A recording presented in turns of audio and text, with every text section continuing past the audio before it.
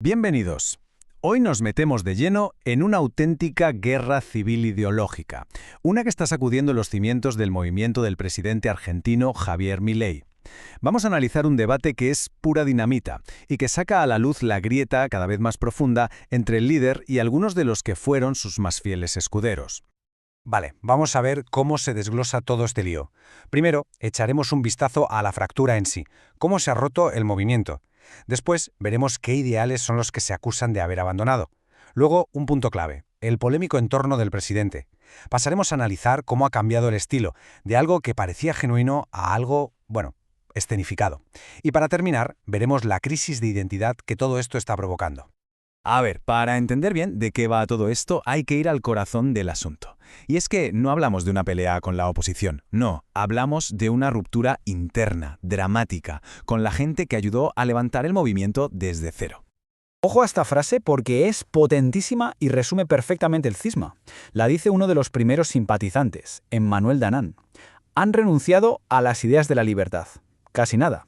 Vamos a desgranar qué significa esto realmente. Y aquí llegamos al meollo de la cuestión.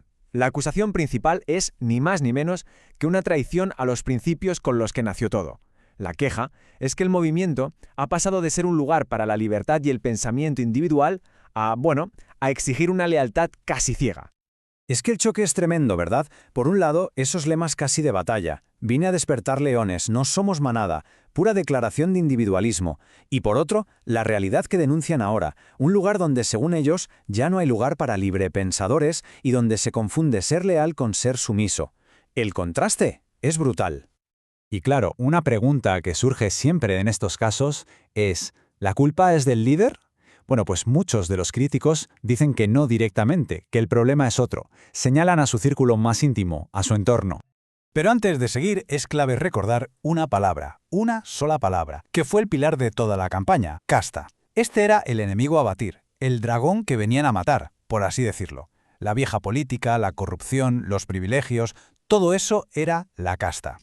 Y aquí es donde la cosa se pone seria. Las críticas apuntan directamente a ese círculo cercano. Se habla de un grupo tóxico, de denuncias de corrupción muy graves que salpican a la propia hermana del presidente. Pero no solo eso, es que además se acusa de haber metido en el gobierno a figuras del kirchnerismo más rancio, justo el movimiento al que se oponían.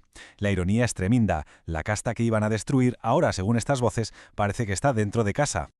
Pero el debate no se queda solo en lo político, claro que no. También salta a lo personal, con acusaciones muy directas y graves, como la que se lanza contra Danan de haber sido condenado por misoginia. Frente a esto, Danan lo niega en rotundo. Su respuesta es tajante. Es mentira.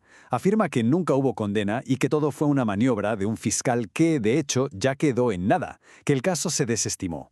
Bueno, dejemos los ataques personales por un momento porque los críticos apuntan a algo que consideran mucho más profundo. Hablan de una transformación total en el alma del movimiento, de cómo ha pasado de ser algo espontáneo y real a un espectáculo, a pura escenificación.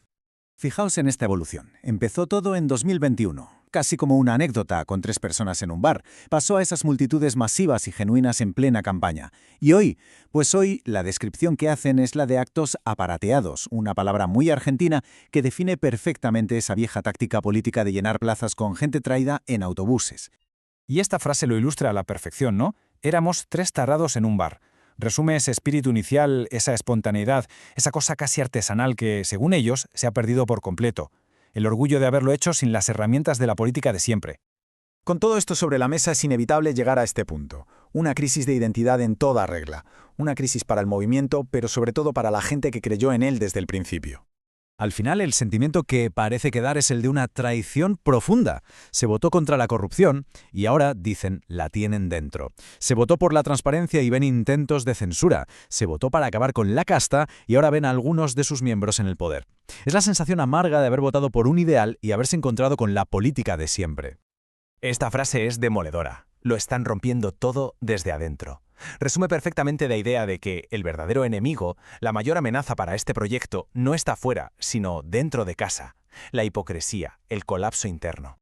Y todo esto nos deja con la gran pregunta, ¿no? La pregunta del millón sobre la política. ¿Es esto inevitable? Cuando un movimiento que nace para destruir al sistema llega al poder, ¿está condenado a convertirse en aquello que juró destruir? ¿O por el contrario, estamos viendo la traición pura y dura a una revolución? Una pregunta que de momento sigue en el aire.